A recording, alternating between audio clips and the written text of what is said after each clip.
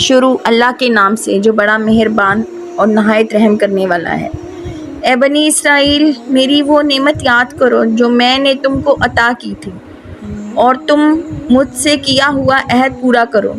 تاکہ میں بھی تم سے کیا ہوا عہد پورا کروں، اور تم کسی اور سے نہیں صرف مجھی سے ڈرو، اور جو کلام میں نے نازل کیا ہے اس پر ایمان لاؤ، جبکہ وہ اس کتاب یعنی توریت کی تصدیق بھی کر رہا ہے جو تمہارے پاس ہے، اور تم ہی سب سے پہلے اس کے منکر نہ بن جاؤ اور میری آیتوں کو معمولی سی قیمت لے کر نہ بیچو، اور کسی اور کی بجائے صرف میرا خوف دل میں رکھو، اور حق کو باطل کے ساتھ گڑبڑ نہ کرو اور نہ حق بات کو چھپاؤ، جبکہ اصل حقیقت تم اچھی طرح جانتے ہو، اور نماز قائم کرو اور زکوٰۃ ادا کرو اور رکوع کرنے والوں کے ساتھ رکوع کرو۔ کیا تم دوسرے لوگوں کو تو نیکی کا حکم دیتے ہو اور خود اپنے آپ کو بھول جاتے ہو، حالانکہ تم کتاب کی تلاوت بھی کرتے ہو؟ کیا تمہیں اتنی بھی سمجھ نہیں؟ اور صبر اور نماز سے مدد حاصل کرو۔ نماز بھاری ضرور معلوم ہوتی ہے، مگر ان لوگوں کو نہیں جو خشوع یعنی دھیان اور عاجزی سے پڑھتے ہیں،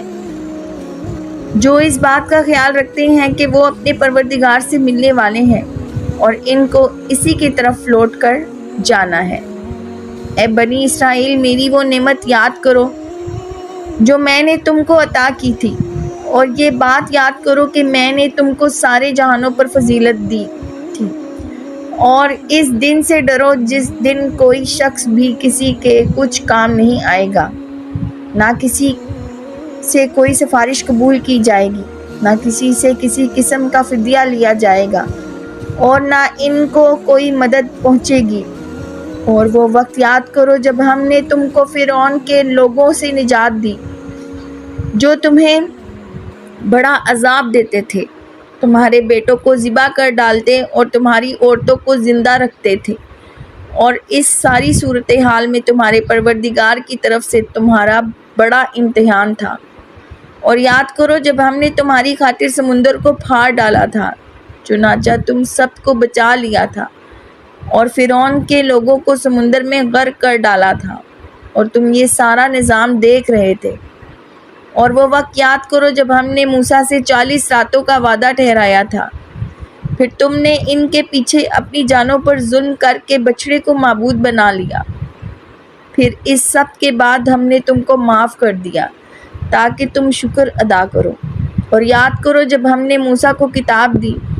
اور حق و باطل میں تمیز کا معیار بخشا تاکہ تم راہ راست پر آؤ، اور جب موسیٰ نے اپنی قوم سے کہا تھا کہ اے میری قوم، حقیقت میں تم نے بچڑے کو معبود بنا کر خود اپنی جانوں پر ظلم کیا ہے، لہٰذا اب اپنے خالق سے توبہ کرو اور اپنے آپ کو قتل کرو، تمہارا خالق کے نزدیک یہی تمہارے حق میں بہتر ہے۔ اس طرح اللہ نے تمہاری توبہ قبول کر لی، بے شک وہی ہے جو اتنا معاف کرنے والا، اتنا رحم کرنے والا ہے۔ اور جب تم نے کہا تھا اے موسیٰ، ہم اس وقت تک ہرگز تمہارا یقین نہیں کریں گے جب تک اللہ کو ہم خود کھلی آنکھوں نہ دیکھ لیں، نتیجہ یہ ہوا کہ کڑکے نے تمہیں اس طرح آ پکڑا کہ تم دیکھتے رہ گئے، پھر ہم نے تمہیں تمہارے مرنے کے بعد دوسری زندگی دی تاکہ تم شکر گزار بنو، اور ہم نے تم کو بادل کا سایہ عطا کیا اور تم پر منّا و سلویٰ نازل کیا، اور کہا کہ جو پاکیزہ رزق ہم نے تمہیں بخشا ہے شوق سے کھاؤ، اور یہ نافرمانیاں کر کے انہوں نے ہمارا کچھ نہیں بگاڑا بلکہ وہ خود اپنی جانوں پر ہی ظلم کرتے رہے۔ اور وہ وقت بھی یاد کرو جب ہم نے کہا تھا کہ اس بستی میں داخل ہو جاؤ اور اس میں سے جہاں سے چاہو جی بھر کے کھاؤ، اور بستی کے دروازے میں جھکے سروں سے داخل ہونا اور کہتے جانا کہ یا اللہ، ہم آپ کی بخشش کے طلبگار ہیں، اس طرح ہم تمہاری خطائیں معاف کر دیں گے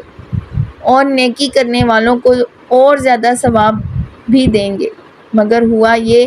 کہ جو بات ان سے کہی گئی تھی ظالموں نے اسے بدل کر ایک اور بات بنا ڈالی۔ نتیجہ یہ کہ جو نافرمانیاں وہ کرتے آ رہے تھے ہم نے ان کی سزا میں ان ظالموں پر آسمان سے عذاب نازل کیا۔ اور وہ وقت یاد کرو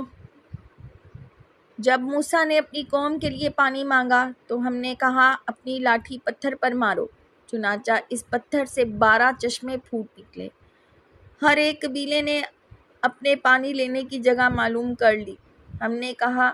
اللہ کا دیا ہوا رزق کھاؤ، اس زمین میں فساد مچاتے مت پھرنا۔ اور وہ وقت بھی جب تم نے کہا تھا کہ اے موسیٰ ہم ایک ہی کھانے پر صبر نہیں کر سکتے، لہٰذا اپنے پروردگار سے مانگیے کہ وہ ہمارے لیے کچھ وہ چیزیں پیدا کرے جو زمین اگایا کرتی ہے، یعنی زمین کی ترکاریاں،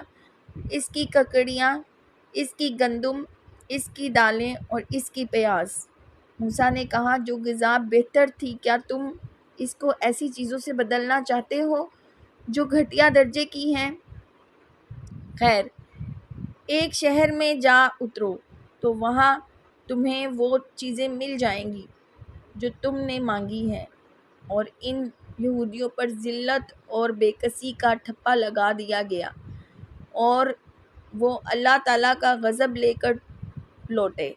یہ سب اس لیے ہوا کہ وہ اللہ کی آیتوں کا انکار کرتے تھے اور پیغمبروں کو ناحق قتل کر دیتے تھے۔ یہ سب اس لیے ہوا کہ انہوں نے نافرمانی کی اور وہ بے حد زیادتیاں کرتے تھے۔ حق تو یہ ہے کہ جو لوگ بھی خواہ وہ مسلمان ہوں یا یہودی یا نصرانی یا سابی، اللہ اور آخرت کے دن پر ایمان لے آئیں گے اور نیک عمل کریں گے، وہ اللہ کے پاس اپنے اجر کے مستحق ہوں گے، اور ان کو نہ کوئی خوف ہوگا نہ وہ کسی غم میں مبتلا ہوں گے۔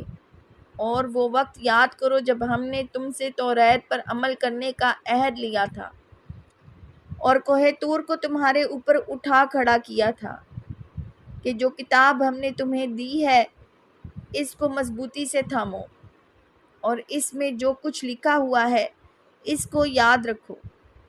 تاکہ تمہیں تقوی حاصل ہو۔ اس سب کے باوجود تم دوبارہ راہ راست سے پھر گئے، چنانچہ اگر اللہ کا فضل اور رحمت تم پر نہ ہوتی تو تم ضرور سخت نقصان اٹھانے والوں میں شامل ہو جاتے۔ اور تم اپنے لوگوں کو اچھی طرح جانتے ہو جو سینچر کے معاملے میں حد سے زیادہ گزر گئے تھے، چنانچہ ہم نے ان سے کہا کہ تم دھتکارے ہوئے بندر بن جاؤ۔ پھر ہم نے اس واقعے کو اس زمانے کے اور اس کے بعد کے لوگوں کے لیے عبرت اور ڈرنے والوں کے لیے نصیحت کا سامان بنا دیا۔ اور اس وقت کو یاد کرو جب موسیٰ نے اپنی قوم سے کہا تھا کہ اللہ تمہیں حکم دیتا ہے کہ تم ایک گائے ذبح کرو۔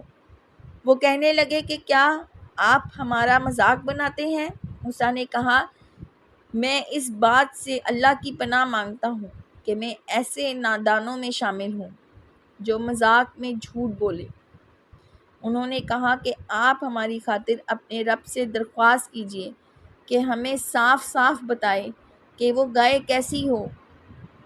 اس نے کہا اللہ فرماتا ہے کہ وہ ایسی گائے ہو کہ نہ وہ بہت بوڑھی ہو نہ بالکل بچی، بلکہ ان دونوں کے بیچ بیچ میں ہو۔ بس اب جو حکم تمہیں دیا گیا ہے اس پر عمل کر لو۔ کہنے لگے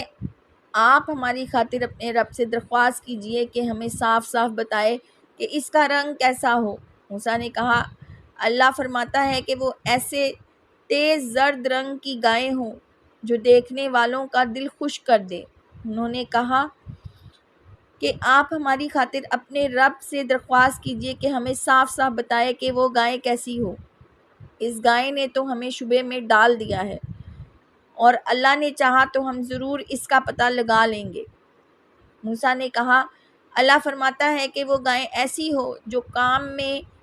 جت کر زمین نہ گہتی ہو اور نہ کھیتی کو پانی دیتی ہو، پوری طرح صحیح سالم ہو، جس میں کوئی داغ نہ ہو۔ انہوں نے کہا، ہاں اب آپ ٹھیک ٹھیک پتہ لے کر آئے ہیں۔